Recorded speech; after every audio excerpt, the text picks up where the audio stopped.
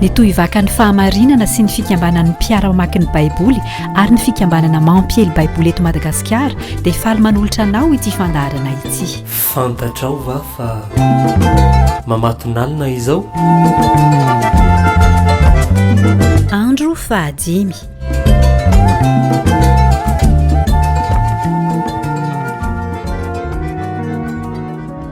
Fa ny miarabantsika menakany ny fandarana mamatonalina ity.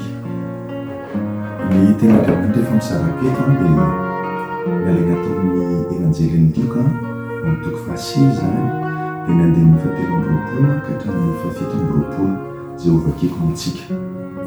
Izao ny vakiny manao hoe aroy Jesosy tamin'izy rehetra. Raha misy te hanaraka aoka izy an-dan'ny tenany sy hitondrana azy fijaliany isan'andro ka hanaraka. Izay te hamonjy ny ainy no havery azy, fa izay havery ny ainy noho ny amiko, izy no hamonjy azy. Ary ino moso ho azon'ny olona na mahazo ao tontolo izao azy izy nefa very ny tenany na vohelika izy, fa izay menatra azy sy ny teniko dia ho menatra azy koa ny zanak'olona raha ho avy amin'ny voninahiny. Dia ny voninahitry ny rainy mba amin'ny anjely masina. Izao milaza marina aminareo fa ny sasany amin'izay eto dia tsy hanandrana fahafatesana mandra-pahitany ny fanjakan'Andriamanitra. Io zany ilay anjely izay iarahantsika nanakady mandinika eto, ary nakana ny lohahevitra manao hoe ny kristianina dia tsy variana fotsiny amin'ny fiainana eto an-tany fa mikatsaka ihany koa ny hovovonjy ho any amin'ny fiainana mandrakizay ao an-tranony iray. Eto aloha zany vao manomboka ilay tena Andriamanitra dia miteny aroy Jesosy tamin'izy rehetra. Zany hoe ny olona hitenenan'i Jesosy zany eto dia tsy ny apôstôly 12 na ireo olona nanara-dia azy fotsiny, fa ny olona rehetra tsy ankanavaka zany no hitenenana eto. Mialohan'ny hitenenana an'io dia ilay ataony hoe contexte tonga dia eo alohany zany dia izao ny zavatra mitranga. Jesosy Kristy zany dia nanontany ny mpianany hoe heverin'ny olona ho iza moa izaho, ho iza dia namaly teraka nanao hoe ny kristian'Andriamanitra.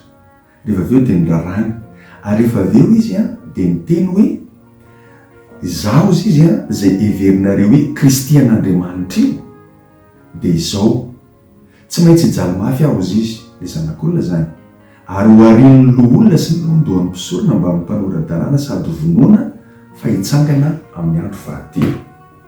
Zany hoe Jesosy Kristy zany dia efa nametraka hoe inona ny zavatra anjo azy, ho vonoana izy ho ahiviky ny olona izy ho faty izy ary hitsangako velona rehefa avy eo. Dia miteny amin'izay izy hoe raha misy ary nizaniza zany te hanaraka na iza dia misy fepetra. Le manaraka moa eto ataony hoe opizomo. Ny hoe opizomo zany dia hoe ao aoriana, ao ivo zany. Ka io tsara ihany afantarantsika azy. Ny atao hoe ao ivo zany tamin'izany fotoana zany ny mpampianatra eo aloha, ka ny olona manaraka ato aoriana dia le mpampianatra no alaina tahaka. Le mpampianatra zany hoe ny fiainany no alaina tahaka. Ka rehefa avy niteny Jesosy Kristy hoe za dia ho ahilika, ho vonoana, ampijaliana, ho vonoana fa hitsangako velona, dia ohatra izay koa zany ny lalana izoran'ny kristianina rehetra. Ka niteny amin'izay izy hoe aoka hozy izy izay te hanaraka azy, zany hoe izaho no fiainany dia tsy maintsy mandany tenany, ary rehefa avy eo dia mitondra ny azy fijaliana isan'andro. Io zany tsy hoe akory hoe ampahany fa isan'andro. Zay zany zavatra nitenen'i Jesosy Kristy mandany tenany. Inona le atao hoe mandany tena? Mandany tena tsy hoe akory hoe mankahala ny tenanao ianao, tsy zay le izy, fa ny mandany tena dia hoe tsy anao akory no ivo ny zavatra rehetra. Satria ny olona mantsy rehefa tsy mandany tena izy zany dia tratrany atao hoe égocentrisme na le ataony vazaha hoe égoïsme. Alatsina amin'ilay teny vahiny fa inona ny dikany dia hoe ianao no ivo ny zavatra rehetra ary tia teny ianao ka tsy mijery afa-tsy ny tenanao, ary iny tsy maintsy lavina. Zany hoe ny maizy ianao a tsy maintsy lavinao. Zao mantsy ny zavatra mitranga. Zavatra mitranga dia mikatsaka zay ahasoa eto an-tany fotsiny ny olombelona zany. Mikatsaka zay ahasoa eto an-tany fotsiny dia manangona. Ary zay le izy hoe te hamonjy ny ainy, le ainy eto ataony hoe psyché amin'ny teny grika zany. Dia misy heviny maro izy io no hoe le fofinaina, le ainy iny zany fa misy heviny maro koa dia ny heviny anankiray zany dia hoe raha vao miteny hoe psyché zany dia le maizy anao mihitsy, le maizy anao, le enao mihitsy zany iny. Ka ny olona ankehitriny zany dia le maizy aby dia ny eto an-tany dia mikatsaka ny asoa eto an-tany fotsiny. Ao amin'ny evanjelin'ny Lioka zay rahantsika mandinika eto dia ao amin'ny toko 12 zany, ao amin'ny toko 12 ny andininy 212 ka hatramin'ny faraika amby 20 dia ny zavatra hita ao dia misy mpanan-karena efa nanana ambom-bava be dia tsy mba nanana saina akory ny izara amin'ny manodidina azy, fa ny anitatra ny fitoeram-bariny, ny fitoeram-bokatra no nataony zany. Zany hoe tsy mijery ny hafa izy fa ny tenany ihany, ny anambe, ny te anambe. Ary amin'izao andro diavintsika izao dia zay ny toe-tsain'ny olona, ny mijery eto amin'ity fiainany ity ihany, ny fiainany eto an-tany ihany, dia manangona farak'izay azo atao rehetrarehetra dia tsy mijery intsony ny fiarahamonina ankehitriny. Dia zao no tena ny hafaran'le izy rehefa avy eo. Ozy izy mitompo Andriamanitra zany hoe anio alina ihany dia asorona aminao le ainao ka ho an'izy ary zay nangononao. Dia iny dia hoe tsy miankina mihitsy amin'ny arena zay anananao, ny abetsahany arena zay anananao ny ainao zany. Dia zao mipetraka amin'ny fanontaniana, raha ohatra ary ka tapitra ny ainao eto an-tany dia ho aiza ianao? Ho an'iza le arena nangononao? Ho aiza ianao zany? Dia zay no mahatonga antsika mijery an'ilay lohahevitra hatrany am-pandohana hoe tsy variana fotsiny amin'ny fiainana eto an-tany fa mikatsaka ihany koa zay ahavonjiny ny tena ho any amin'ny fiainana mandrakizay ao an-tranon'Andriamanitra. Ho antsika mantsy dia ny voninahitr'Andriamanitra ao an-tranony, zay zany ho antsika kristianina. Zany akory tsy midika fa hoe tsy hanao ninina tsika, hoe tsy hanao ninina satria na ny tenin'Andriamanitra ary dia ny tenan'izany. Ohatra zao ao amin'ny Tesalonisianina 2 zany, ao amin'ny toko 7:10 dia miteny hoe zay tsy miasa aoka izy tsy hihinana. Zany hoe itsika zany tsy maintsy mikatsaka zay ahavelona atsika, mikatsaka zay ahasambatra atsika satria tsy sitrak'Andriamanitra mihitsy ho fadiran'ovana ny olombelona ary tsy sitrak'Andriamanitra hiadana ny olombelona. Fa saingy zao ilay tsy mijery afa-tsy ny tena ary mety ao-tany ihany ka manambo-karena dia manao vain-drahalahy tsy marary ary tsy mangerifery amin'ny heriferin'ny hafa ny zavatra iny noho ny tenen'Andriamanitra raha sorona aminao ary ny ainao dia ho an'iza zay nangononao. Noho izany aiza no hafarana. Ny zavatra tokony atao ary dia izao: matoky an'Andriamanitra eo amin'ny fitantanany ny fiainana, matoky an'Andriamanitra eo amin'ny fitantanana ny fiainana. Averiko ihany hoe zany akory tsy midika hoe tsy hahateny ianao, satria natao hitandrovana ny aina ny arena. Any amin'ny bokin'ny Tonikira dia misy miteny an'izany zavatra izany hoe ny vola sy ny arena dia natao hitsinjovana ny fahasalamana, natao hitsinjovana ny fivelomana sy ny aina. Noho izany ary tena tokony mikatsaka an'izany zany ny olombelona. Fa saingy zao anefa aoka hatoky an'Andriamanitra. Fa maninona aoka hatoky an'Andriamanitra? Dia satria zao araka ny voalaza ohatra fotsiny omlobolona toko 1:20 dia ny 7 dia hoe ny fon'ny olona no misaina zay alehany fa Andriamanitra ihany no mitantana no mitondra ny diany zany. Dia iverinantsika amin'izay ary le zavatra tokony ho atao. Zay zany voalohany indrindra matoky an'Andriamanitra.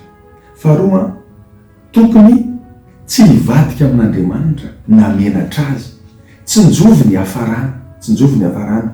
Itsika olombelona mantsy dia manana aina anankiroa. Tsara ihany koa ny tenenana an'izay zany, le psyché tenenana teo aloha dia le maizy an'le olona mihitsy zany.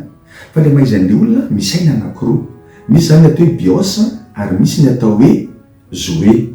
le biosy de ty nofo amandrahntsika zay mety ho faty ity, ary le zoe kosa de le ainana men'Andriamanitra, le roa men'Andriamanitra tao anatintsika ary tsy maty mandrakizay. Ary iny a de natao amin'ny fiainana mandrakizay zany, ary iny a le ao an-tranony mataontsika hoe makany an-tranony iray.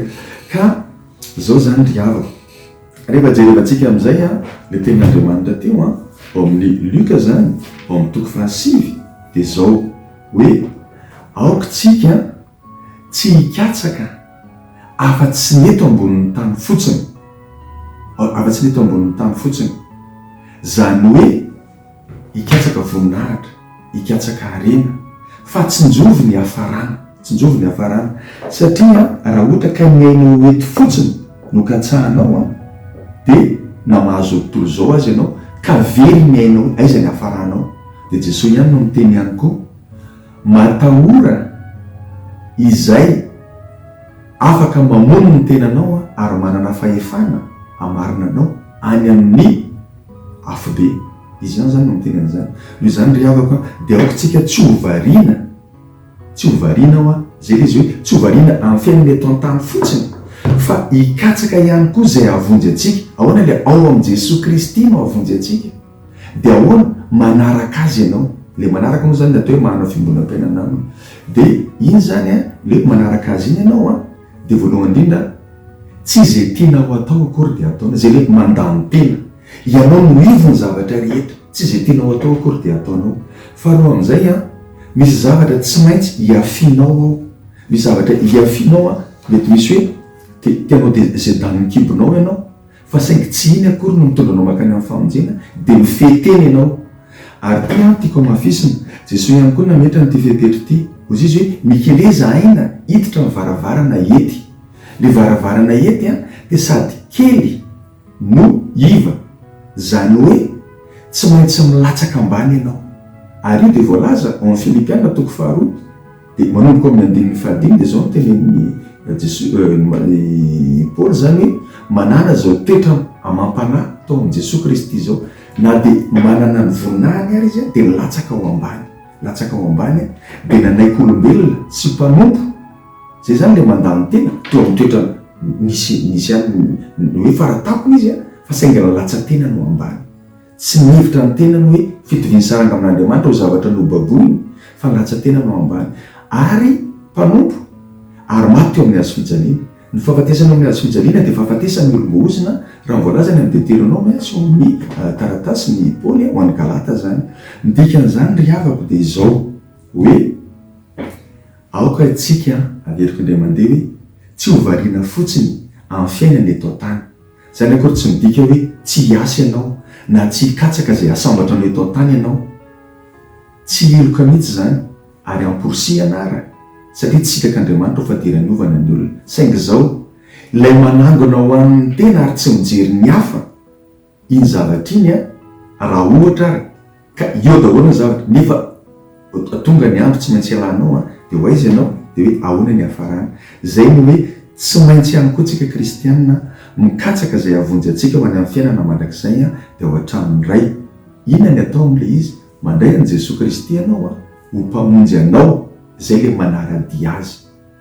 Ary faharoa manaraka an'izay a, mandany tenanao anao, ary faharoa manaraka izay a de mitondra ny hazo fijaliana, tsy zay tianao atao akory, zay le hoe manaiky mihodina ambany ary mifeteny, zay le varavarana ety, mifeteny ianao, tsy zay tianao atao no ataonao.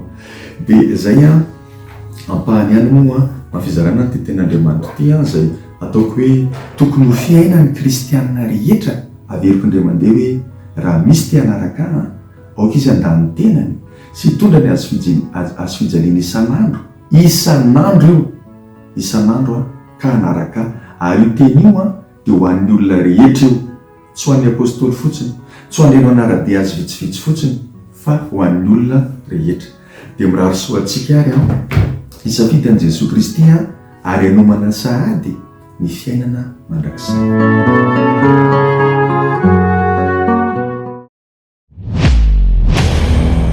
Koa miambena ianareo fa tsy fantatrareo zay andro hiaviany tombotrano na ho ariva na ho mamatonalina na ho maneno akoho na ho maraina. Marika toko fa 3 ambin'ny folo, 5 fa 5 amin'ny telopolo.